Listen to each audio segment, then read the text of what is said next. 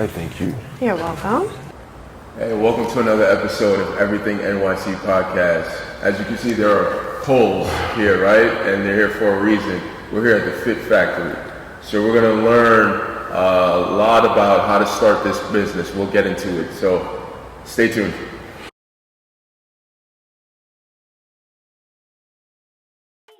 And today at the Fit Factory, we have a special guest.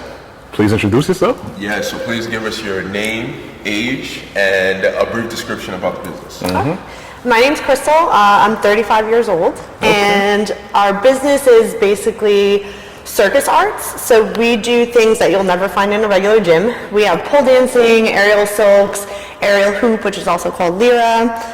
We do fire dancing and spinning, different sorts of acrobatics, and all different types of dance. Okay, interesting. So let's rewind all the way to the beginning of the idea. How did this come to mind? Like, did you have a background in this? How long were you doing it? Have you ever seen Flashdance? Yes. So, like, you know how all she ever wanted to do in her life was dance, but never had the proper training or anything like that? Yes. That's kind of how I was. Okay. Like, when I was a little kid, I always wanted to do different dance or cheer or things like that, but just growing up, it wasn't in the cards for me and my family to put me through those types of programs. So I was the kid that had my friends, and I would rally them all up, and we would make dances and things like that. So the drive for movement was always there with me. And I had heard about people taking pole dancing classes, and when I heard about it, I think the first time I ever came across it, I was in Vegas. I was like Stripper 101 type of thing. Of course, Vegas. Yeah, like of course Vegas. And it was like Stripper 101, but I still was like, oh, that would probably be kind of fun. I didn't take it at that point, and at the time I worked at Red Lobster, and I had this group of coworkers at the time that we were all so close. Like, I feel like it's really rare, unfortunately, to find a group of women that genuinely just have each other's backs. Very and rare. Genuinely like each other, and we're like so down for each other. But that job, I had such amazing coworkers. So there was a girl who, my birthday and her birthday were a week apart, and we were like, oh, like, let's do something all together, because we had the same circle of friends. So we decided that we were going to do a pole dancing party. Okay. And I was waitressing at the time, and had randomly come across, so these two people used to come in for lunch all the time, and they had a studio that was semi across the street, that the signage for it was always Zumba. I ended up coming across on Craigslist at the time, and I'm dating myself, but it was Craigslist at the time that they were looking for a pole dance instructor. So when she had come in, I was like, oh, this is so crazy. I saw that you're looking for a pole instructor, and my friends and I wanted to do a pole dancing party. Did you find an instructor? And she was like, yeah, like, we found this woman. She's really great. Why don't you come in and try a class? And then after we do the class, we can talk about the party, if you like everything or whatever. So I went in and took the class, and I was like, I like to dance, like, whatever. I was like, this should be good. I'll be good at this. I was not good at it. It was so much more challenging than I thought it was going to be when I walked in that door. And I was in a mixed level class with these other women, and they were making it look so beautiful and so graceful. And I was like, wow, as sensual as of an art as this could be, you really could take it and make it anything. These women were gracefully flying through the air, and I was like, I want to be able to do that. So I never left. I continued to take classes. We had the party there. We had a really good time. I ended up becoming an instructor when the first owner had sold. And then I worked under this woman for, I want to say, like 4 or 5 years as an instructor, and we really started building up the program with pole, and then we started adding in the hoops was the next aerial thing that we had added in. So when she was selling, she had told me that she was going to sell, and I was heartbroken. I wasn't really interested in anything else that I was doing at the time. I was really just waitressing and kind of getting by. I went to aesthetic school, but I wasn't really going after that as much as I probably thought that I would have been after school. And I went to my brother's house that night, and my brother was like, well, why don't you buy it? And I was like, what are you talking about? Like, I really wasn't in a position at that point to buy a business. And he just looked at me and he was like, if you want it that bad, you'll figure it out. And I had an opportunity to work summers out in, I don't know if you guys know what Fire Island is. It's like an island. So I had opportunities to work these summers in Fire Island, and you made great money there. So I had told the owner at the time, I said, listen, it's going to take me a little time, and I would never tell you if somebody comes with the opportunity and they're like, here's the money for the business, I take it. I said, you have to do what you have to do, but I just want to let you know that I'm interested and I'm trying. But like, if you could give me a little bit of time, I would like to try to buy the business. So I worked like 14-hour days, 7 days straight in Fire Island for that summer, took whatever I had saved from the previous summers, all of the money from that summer, and I just gave her everything that I had. And I was like, here goes nothing. And I just, from that point on, I was just, whatever it took to keep this place afloat, I just kept going. You invested in yourself. Yeah. That's very big. It was like everything that I had too. And when I first started, I continued to waitress, and then I got a job waxing as well. So I was working 2 external jobs and running a business at the same time just to make sure we were good. And that's interesting. You made an acquisition. So how did you come to an agreement on the purchase price? So she had initially was like, you know, X is the amount of money for the business. And I had so much respect for her and how much she had put into the place. I didn't negotiate a thing. I was like, that's what you want. I'm going to figure it out. And it was like taking like I said, it was taking some time. And then she ended up, I want to say maybe like 3 months later, coming to me, and she was like, listen, I have something. Her husband and her were talking. She was like, I want to talk to you about this. She actually brought the business down like a significant amount of money, and she was like, most people, when you put a number out there, they'll come back at you and they'll negotiate it. She was like, but you never did, but this was our lowest point that we were willing to negotiate down to. So she even helped me out in the way that she was like, if you can give me half of this up front, we can work out a payment plan where you pay off the rest of it. So you don't have to take out a loan, there's no interest involved in it or anything like that. So I got very lucky in that sense, because she really worked with me as far as... Probably believed in you. She also had said, we worked really well together, and I love that woman to death, and she had said it made it a little bit easier for her to let go of the business, knowing that I was going to be the person that was the successor of it, because it was like a piece of her continued with it. Yeah, so she had to see something in you to put to invest that much into you. Yeah, like, you know, and I'm sure at the time the business was in a very different place. It really wasn't producing quite as much. Her initial goal was that the studio was Zumba and cardio kickboxing and things like that, and she had bought the studio with a couple of poles and a couple of pole dancers, and she didn't even want to take us on at first. It just wasn't her vision for the business. But her husband was like, you know, you have these committed few women, you have the equipment, why not give it a chance? And then if it doesn't work out, you sell the poles, and then you can continue on with the vision that you had. And then we ended up, like, the pole and aerial side ended up overshadowing everything else. And that just wasn't her goal. It wasn't what she was there for, what she was about. So it kind of became something that was separate from her. Gotcha. So that purchase price included equipment such as the poles, it included the real estate. Everything. Okay. Well, the real estate, I didn't buy the building. Oh, she was renting the space? Yeah, she was renting the space. So the purchase price of the business is basically the entity. Yeah. So the client base, the equipment, the name, the website, like, it was turnkey at that point too. So like basically handed it over to you. Yeah, and it was kind of funny because it was just like, you know, I went to work October 31st and I was an employee. And it was like November 1st walking into the same building with the same people. And now this is all on me. Like, just like that. Yeah, it was actually really interesting. I feel like you learn a lot more about, or at least in my experience in my life, nothing has taught me more about myself and pushed my boundaries more than owning a business. And it started right from the beginning. Yeah, it was, I worked for her for 5 years behind that desk. Never once did I feel a type of way about collecting money from people. But that first day that business was mine and somebody came in to make a purchase, they were like, oh, how much is the class? And I was like, I almost couldn't say $25 because now you were giving me money. And it was my... Personal now. Yeah, so it's like I had to go through this whole navigation of even feeling worthy enough to accept people's money or things like that. It's so interesting. Yes. How long has Fit Factory been in business, you said? So like for me or Fit Factory in general? For you. I'll be 7 years in November. Oh, wow. Okay, 7 years. Yeah. You started off young. So let's go back to now. You made the acquisition. You have the keys. Now you have this equipment. You have employees. You have 2 jobs. Now what? Don't fail. Don't fail. How do you prevent yourself from failure? It just wasn't an option. Yeah. And it was like whatever momentum was coming through and running with it, it was just there.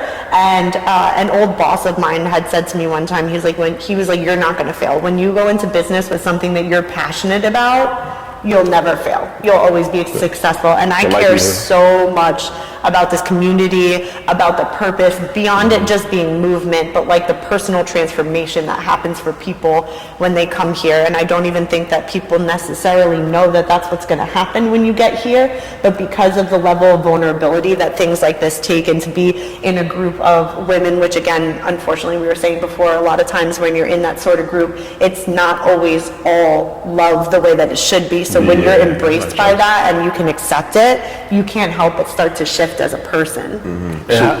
So when you after this acquisition, what were some of the priorities for you? Like, was your main priority increasing membership, right? So what were the top things on your list? So I feel like one would think like, oh, make sure you have money, make sure you're building memberships. But for me, it was always about community. Building community, okay. It was always about building community, building love in the room, building a trusted space that people could come to and know that they're embraced and welcomed no matter who they are, what their background is. Like, you're coming into a place that's going to embrace you, not turn their back on you. And you got rid of the kickboxing and all that other stuff. I did. That was actually there you go. Just focus on the pole. So let's not forget about the fact that post acquisition, you had to make some improvements. I did have to make So those were the decisions. Alterations. And here's the tough thing, right? Because now you have instructors that they are kickboxing instructors, and you have to make those decisions like, all right, well, we're going to go in one direction. You're a kickboxing instructor. You're not really part of that next step. It's not fitting the business model. Right. Yeah. It's a business decision. Yeah. You're not part of that next step in the journey. So, you had those decisions to make. Could you talk about like any other things that was just a priority for you at that point in regards to improvements to the business post acquisition? For me, it was building a strong team, placing people where their strengths were at, and making sure that as instructors and creatives that they felt fulfilled with whatever they were putting forward.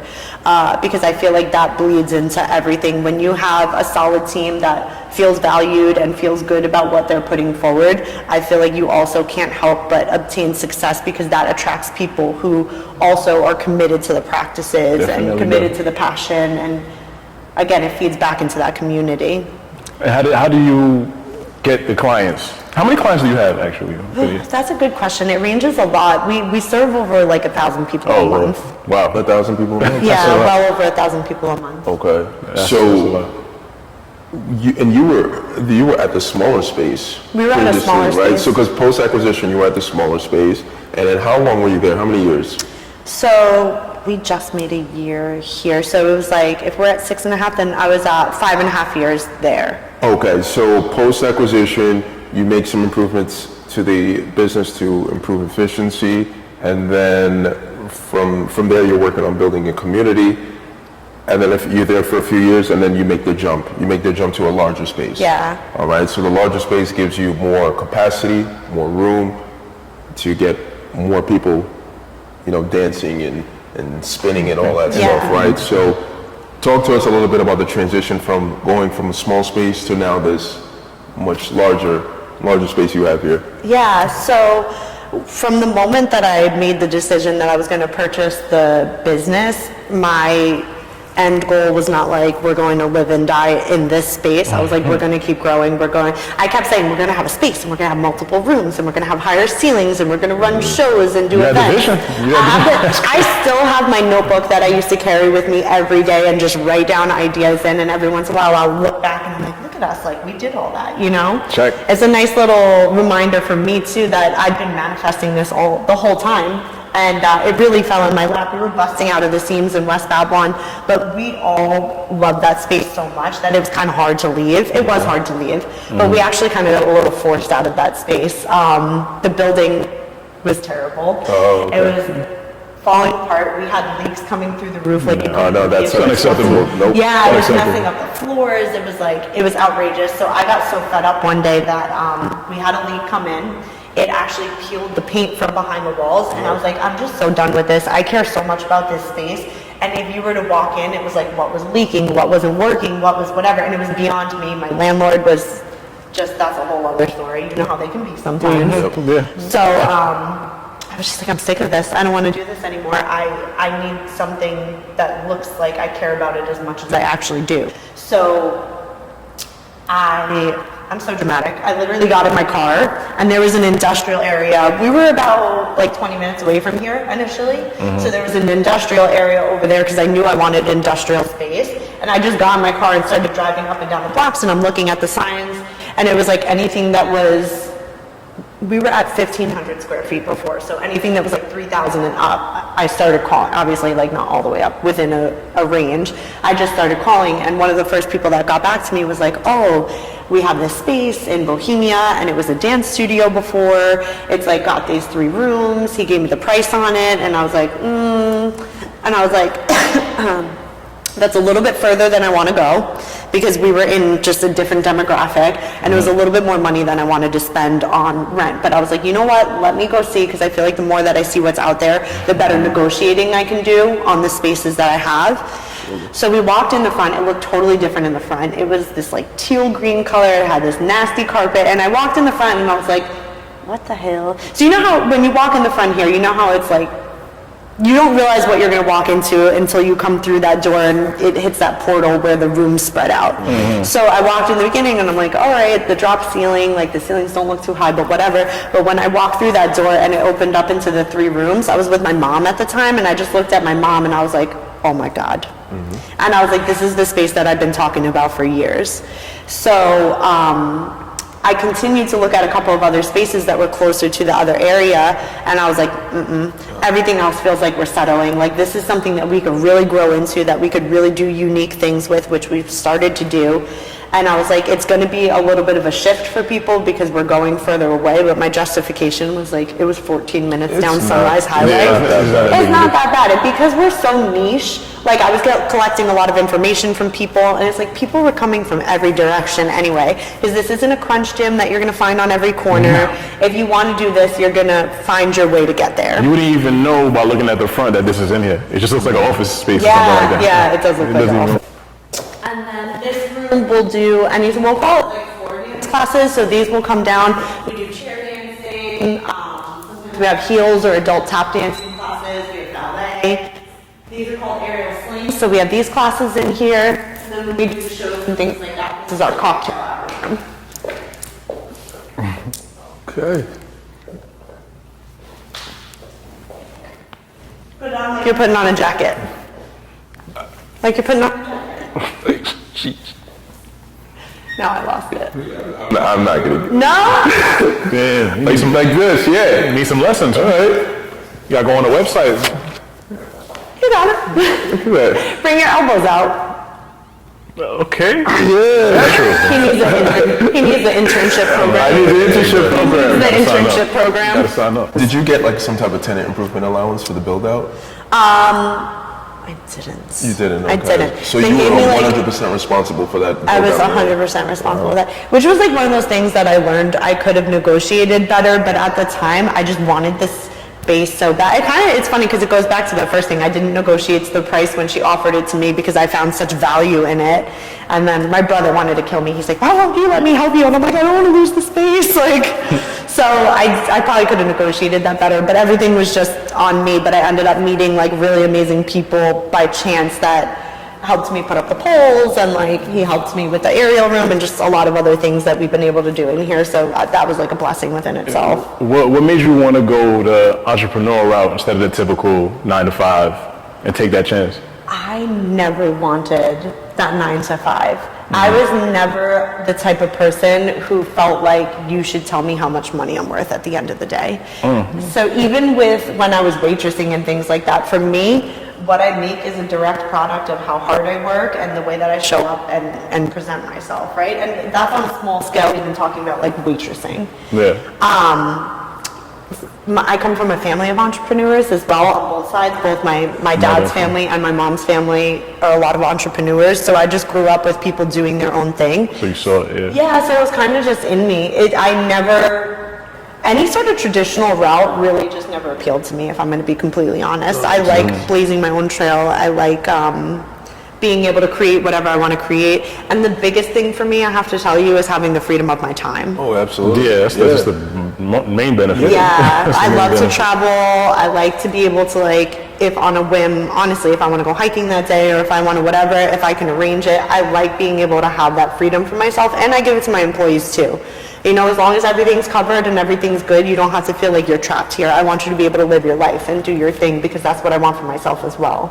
And do you think, because first of all, jumping out, doing the entrepreneurial thing, that's already something people are a little hesitant about. So do you think people are judge you for the type of business that you have? Because this is not something that everybody has. Yeah. Do you think it's jealousy, or why would you be judged? Because not a lot of people have pole businesses, and you know other people. Exactly. Like, come on, you know other people, especially like women, they'll see it and they'll be like, oh, like, oh, what is this? What are they doing in there? They wouldn't understand it unless they come. So do you think people judge you? I know that people do. Yeah, I can imagine. I know that people do, and at the end of the day, this isn't for everybody. Even though, if I could tell you what I really think that is, I think that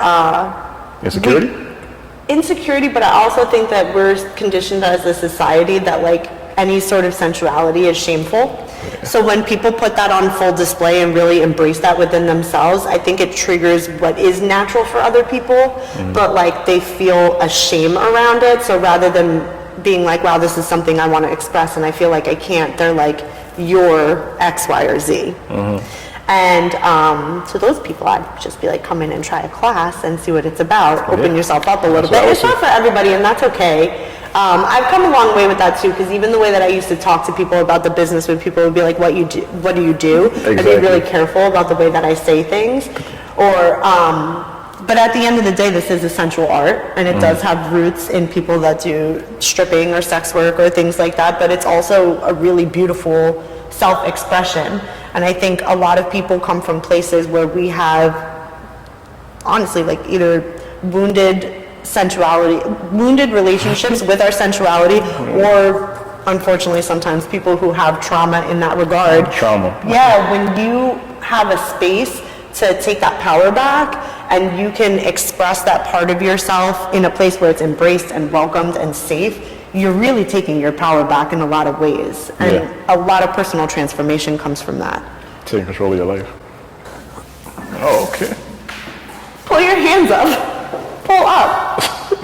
There you go. There you go. You got it. You're an angel. Yeah, it's not bad at all. It's got you. You're not going anywhere. You know, imagine me in a couple weeks. I'm saying, as soon as you get that internship. Exactly. I'm signing up, fellas. Don't be discouraged. You could definitely make an impact in here. Get a membership.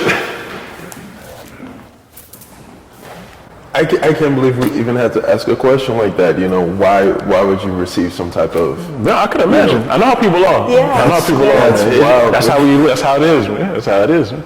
Wow. I can imagine. So, what do you think the most crucial point of running the Fit Factory is, in your opinion? Community. The community? What do you mean exactly? So, in crucial in running it, do you mean as far as what keeps our doors open, or like what do you mean? I'm saying like keeping the doors open, and like the hardest part of, because you know you give shows and stuff like that. Yeah. So the hardest part of getting that together and everything, because I know the events that you throw is not easy. Yeah. I've been to one, so I know it wasn't easy. So what do you think is the hardest part, the most crucial part? I think the hardest part has been weaning out who is really about it and like down for the cause, and people that you can really work with, people that will really hold you accountable and be honest with you and not be afraid to have those tough conversations with you. And we've come a really long way with that, and at this point I feel like we've boiled it down that we have this solid, beautiful team. And yeah, there's of course in any work environment you're going to have your people that like gravitate more towards people, but there's such mutual respect here. That I do feel like the most crucial part of it is the people that I keep around me. That is very important. Having a good team. Yeah. Having a good team will get you so far. People don't understand that. Yeah. And then you also mentioned the community, right? So can you talk a little bit about the techniques you use to gain new membership, and then hold on to those members, right? Because that's the most important thing. Yeah. Because anyone could just join and Retention. maybe a month or two and they're gone. Yeah. You know, they may have the New Year resolution. January, Right. February, they're gone. That's it. Exactly. Yeah. You see that? Yeah. The New Year's resolution, or they might want to do it for just try it out, and but they're not dedicated to it. Because don't forget, to do this and to do it well, I mean, it requires a ton of time. Yeah. Yeah. Time and repetition. So Yeah. if you could talk a little bit about obtaining new members, and then are you relying like on social media, and then keeping the members here? So we do really all of our marketing through social media. And then also because of what we do, there's kind of this ripple effect that happens because people will document their progress or post videos as well. So it's not even just us putting it out. Self-promotion. It's also the students who are self-promoting and then putting it out there. So all of their spider webs get access to seeing things as well, because people are really proud of themselves, as they should be. They're putting in that hard work, they're seeing the progress, they want to be able to showcase that for themselves. So that really helps as well. So it's really been a lot of word of mouth and a lot of social media. And then as far as retaining people, it's open conversations with your community and being able to receive even the things that maybe sometimes that you don't want to hear, the things that aren't going well, or the things that they want. So we're always adding in different things, different workshops. The shows that we do, I feel like, are a really good way to engage the community and inspire them as well, because it's like, look what you could do with all this.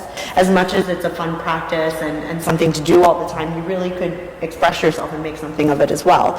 So we run the staff shows, and then we also run student shows so that they have an opportunity to share their arts as well. There you go. So all fellas, if you're watching, invest in your lady and get her a membership here, so she could tap into that sensual side, and you'll reap all the benefits, right? So definitely we want to promote to obtain a membership, try it out. There's nothing you can do about it. I swear. There's nothing you can do Listen, about the it. way that I look at this is, I feel like everywhere that you see a McDonald's, there's not a Burger King far behind. If you want burgers, they both serve burgers, they both serve fries, but they're different. If you want McDonald's, you're going to McDonald's. If you want Burger King, you're going to Burger King, and they could coexist right next to each other. There's differences. I think staying in your lane and staying true to your mission, your vibe, who you are, is going to attract authentic people that want to stay with you. So that's what I mean in the sense that, like, I don't believe in competition. We work pretty closely. There's another studio, 20 minutes away from here called the Cheeky Peach. Shout her out because I love her. She was one of my students. Okay, that's a free shout out. Yeah, that was one of my students, and she also took the chance and opened up her space. We had a joint party together yesterday. So we do a lot of collaborative community events because we're only going to go further together. So, there are other spaces and ways that people operate that don't really resonate with me, but they do well within their own accord because that's their lane and they attract their people. So I think that us just staying true and authentic to ourselves beats out competition because we're going to find people that are in alignment with us. Yeah, I hear you. So that makes some sense. But how would you describe the different personalities in here? Because you're an instructor, so there's a lot of different women, different walks of life. How would you describe the workplace culture, the culture within the Fit Factory? In a different, because there's a lot of different, I've seen. It's really different, yeah. There's different walks of life. There would even be, I would say, different pockets in here that have its own culture. But I think at the core of it, it's everyone is dedicated to their craft. Everybody's really passionate about what they do. Common goal. And I think that even within its little pockets, the relationships that are made here are solid, amazing relationships. And how many instructors? Yeah, that's a good question. My total staff is 25 people. Sheesh.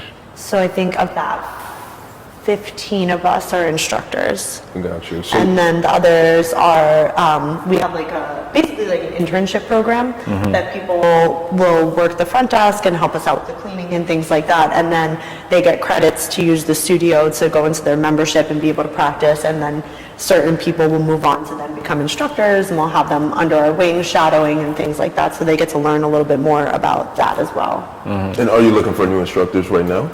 Not at the moment. I like to try to my first instinct is always going to be to pull from the people who went through the internship program, because I also feel like we get a really good opportunity to see how we work together, how you are with people, like, and now people in the space know you, and then the community gets excited to see these people start to move up and do different things as well. So we're always looking for like different things that we can implement, but I really like to try to filter it through the system as much as possible, because those people, our interns, are our backbones. They really keep us moving. They go the hardest. Yeah, they do. They go the hardest. They have to. And I love them. They're so amazing. And those instructors, do they do this full time? Some of them, this is, I guess like full-time and any other time that you would talk about it, you'd be saying like 40 hours a week. So in that sense, no, like nobody's here teaching that much. That'd be way too much on their bodies. There are certain instructors that like, this is what they do for a living, whether it's between here and another studio, or they do this and then they go out. I have girls who are professional performers and aerialists, but then I also have instructors who are occupational therapists and teachers and social workers and... They do it all. Yeah, all over the place. And who are your target clients or customers that you want to attract? Because I know men and women are interested. So what's your target? Men and women. I do have men that come here too, yeah. Really? They're a little shy when they walk in, or how do they come in? Because, I feel like... It's a culture shock, you know? Yeah, I feel like for the most part, the men can be a little shy when they walk in. I can imagine. But it's also, I find that men more so will take our acrobatics class or our handstand and hand balancing classes and things like that. But I do have men who do pole and aerial and things like that too. Guys getting on the pole too? Yeah. And they twerking and touching the ceiling and stuff like that? All the things. Oh, wow. Guys, don't feel intimidated. Oh, okay. We'll see how you go. Somebody come get her. Okay. You don't need no classes? Right?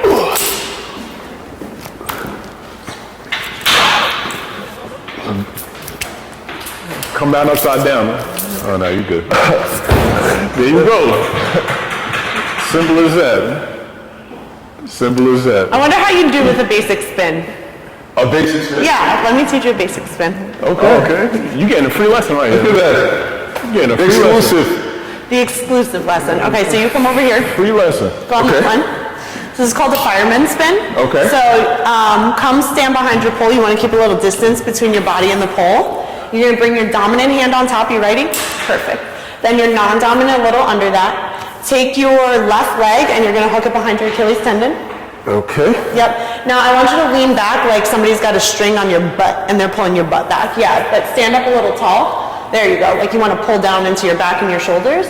And then you're going to think of, don't pull in when you spin. You want to think of making an orbit, like a circle. So you're going to lean towards your bent leg, lift up, and release the other. Okay. All right, I'm going to try it. That way. Okay. You got it. There you go. A natural. Look at that. A natural Natural. There you go. fireman. Everything Done. There you go, the fireman spin. Right? So yeah, walk into it. And So easy. Yeah. All right, well, someone's acting like he didn't get on the pole. No. ladies, there you go. And ladies, if you want to invest in your man, there you go. And you will only reap the benefits. Yeah, you're going to reap the benefits. You're going to have him in here going up and down, doing splits and spins and all that. And hey. It's so funny because I feel like when women come in, they have the flow and the flexibility comes a little bit more naturally. And then men come in and you guys have like the brute strength. Yeah. And so every time guys come in, we're always like, God damn it, like you could just do whatever you want to do. Right off the bat. I'm like, yeah, we'll touch your toes. You can't really do all that. Got flexible dudes in here. That's kind of crazy. Wow. So what motivates you on a day-to-day to keep this all going and keep striving for it? If I'm going to be completely honest, Yeah. Fear of failure is a big motivator.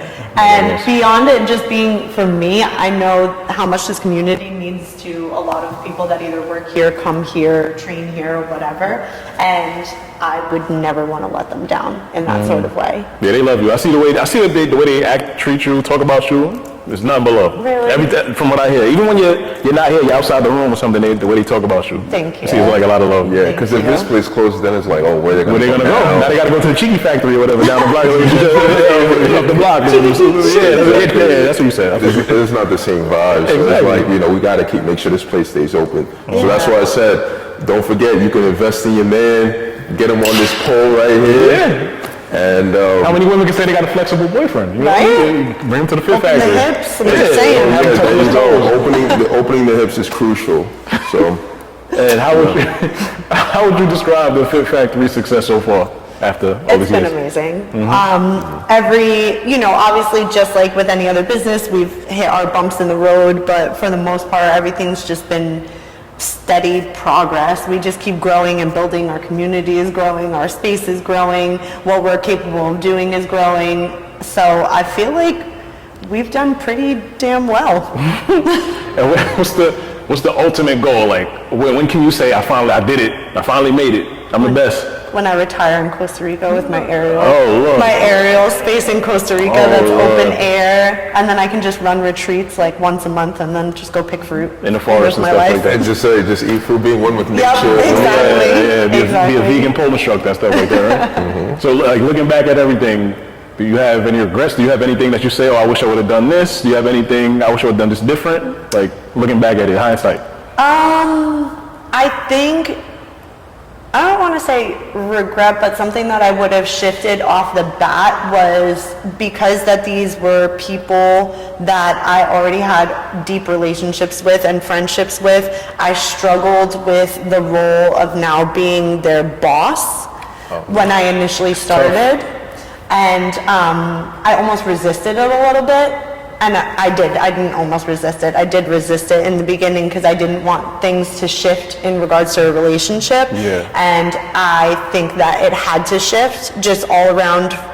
And it wasn't anything that anyone made me feel like I couldn't have asserted myself in that sort of way. It was just me not wanting things to change as much as they needed to. The dynamic, yeah. Yeah, so I think off of the bat, if I could do anything differently, I would have just embraced that role a little bit more and just kind of established that foundation with everybody from the beginning. Let it be known, yeah. Because sometimes somebody got to be the leader. Yeah, Somebody and I gotta be don't the even leader. mean it in like an aggressive way. Yeah. I just mean like me owning the fact that that was my role at that point and then just operating from that place rather than creating this sort of divide where it was like friend hat, boss hat. Like, you know what I mean? Yeah. Because they've all been nothing but respectful, so that was Yeah, I a me definitely thing. see it. I definitely see it. Like, I was watching the show the other day, and when you were performing, like, I couldn't even hear the music, how loud they were screaming. Like, they were just going crazy. Yeah. Like, it was crazy. So if somebody is interested, any men or women are interested, how would they sign up? How would they take a class? Like, how would they go forward with it? So they can go right through our website. It's thefitfactoryli.com, and our whole schedule is up there. All the classes that we do, we break down into levels. So anyone, no matter what your background is, whether you have an athletic or dance background or not, I didn't when I started. You start with a level 1, and we're teaching you the foundations that are going to get you stronger, help you. It's kind of, you have to kind of learn how to work with the centrifugal force of your own body. So that level 1 is building foundations, building comfort, learning how to like pull centrifugal force out of your own body. And then you just build from there. And I think one of the most beautiful things about this practice, and at least for me personally, why it's stuck with me for so long, is you're never going to be perfect at it. There's always going to be something that you want to achieve. You're always going to want to be a little stronger, a little bit more flexible, like a different range that you need to hit a different type of move. So, Self-improvement. yeah, so it's like self-improvement, absolutely. So we on everything NYC. That's what we promote. Self-improvement. Yeah. Every day. And we just hold your hand the whole way. There's 4 levels that you can go through, and at that 4th level, it's pretty much just, it's not capped. We just keep going. How long is each level? That is so individual. Oh, okay. You know, I've had people who do come from athletic or dance backgrounds that maybe take 3 to 5 classes in the level 1 and just pick it up and are ready to be challenged. And then I have other people who stay in that longer because they really just want that to settle into their bodies before they feel comfortable going up to the next level, and both of those are fine. That's why we don't do programs where it's like, hey, come in for these for 6 weeks and stay here in the 6 weeks, and then we'll all progress together, because as adults, we're all different. We're not little kids coming where it's like, whatever you say goes. Like, yeah, whatever you say goes, yeah. and depending on your life and your schedule and all those things, like, you may not be able to get here as much as somebody else can. So we really let it be self-paced so people can feel successful in whatever way works for them. And what's the days and hours of operation, stuff like that? So it's I would say it's like class-based. It's a little bit different depending on when we have classes. So Monday through Wednesday, we'll have some classes in the morning, and then close in the middle of the day, reopen around 5 and have classes for the evening. Then Thursday, Friday's just evenings. Saturday, Sunday is like Sundays for the most part we have classes all day. Today was a little unique. Yeah, this is the class today. This is the class today. Yeah, this is the class, this is it. And then Saturdays we do classes until mid-afternoon, and then that's the day that we'll have events or things like that. Okay, that's pretty interesting. Then you promote Instagram only, YouTube, TikTok, or just Instagram? We're doing Instagram only, but we need to pick up our Expand. YouTube and TikTok game, so this way we can expand out a little bit further. To the masses. So, Yeah, because this what you have right here is really gold, but you just need more eyes, and then I guarantee you. Yeah. I guarantee you. And have you thought about increasing that scale, increasing that capacity by offering something online? Virtual. So maybe, I don't know, and it's something online, or I'm just thinking about like another stream of income, right? Maybe. I've thought I don't know if you thought about that. I'm a very in-person person, so as much as that would be able to increase our revenue, it doesn't feel right for me. Got it. Yeah. If I'm just gonna more be face-to-face. Especially with what we're I'm thinking doing. about it from like a financial. And maybe I should think about things like that a little bit more, but for me, it's like, I want you to come in and have the real experience. I want you to feel us. I want you to, feel good in person. And I also feel like with this, there's a lot of risk to it. So I don't necessarily feel right having us go online and teaching people all these things, and I don't know if you have proper crash mats at home. I don't know what you have. I don't know if you have anybody there. Sturdy, right? Yeah, anybody there ready to catch you if you fall. Yeah. So I don't know. I feel like if I went online and if I were to ever found out that somebody really hurt themselves in that way, that would take a hard hit for me. Yeah, but in person is always better, because like I said, we saw it online and it was cool, but when we came in person, now we're doing the interview. Yeah. That's how much I'm telling you, in person is a big difference. Yeah, it's something to be experienced. I think that's it at the end of the day. Everything that we do here, from classes to shows, it's an experience, and you have to be here to experience it. Yes, you do. And are you looking for any interns? We just hired a new batch of interns, but we do them every 6 months. All right, cool. Okay. Maybe we might enter the intern program. Yeah, we might have to. I got to do a little fireman. I can show you a little something. I'll show you some new moves, but that's after. Over here, I'm thinking, yes, men in the house, you guys can build some stuff. We show you a little something. Exactly. Yeah. All right, well, we learned a lot today about the Fit Factory and your journey. Just to wrap things up, if you could just one more time give us your name, your social media, where they could find you. And the last piece is where you want to see this in the next, let's say, 2 to 3 years, and then we could close this out. Yeah. So within the next 2 to 3 years, my biggest focus is taking the shows and having them on a larger scale, but then also more people having access to them. Right now we do our staff shows twice a year because we're really selling to the audience that we already have here, so we don't want to water down the experience. We want to keep it special. But my goal is that we have so much exposure that we can run these shows once a week, once every other week, and have different people come in all the time. Well, also those shows are available to people for corporate events, birthday parties, and we could cater it to any sort of theme or style or level of conservativeness that anyone would need. It could go from leotards with sparkles on them if people needed a little bit more conservative, to the primal show that you guys saw that was all primal and stuff. So that's really my biggest goal. I really want to take these events, and my biggest motivator for that is that I can now create different streams of income for my instructors and the people that work here. So the more that builds, the more I can pour back into the community, and we kind of all just keep flowing and growing together. Everyone wins together. Yeah, everybody wins together. Everybody eats. Everybody comes to the table. Everybody eats. Yep. I want to knock down these walls. I want the space to be more open, so this way we can just instead of having 40-person events, we can have 100 and 150-person events. That's what I like to hear, increasing that capacity. Yeah, increasing that capacity. Increase that money. Yeah. That's true.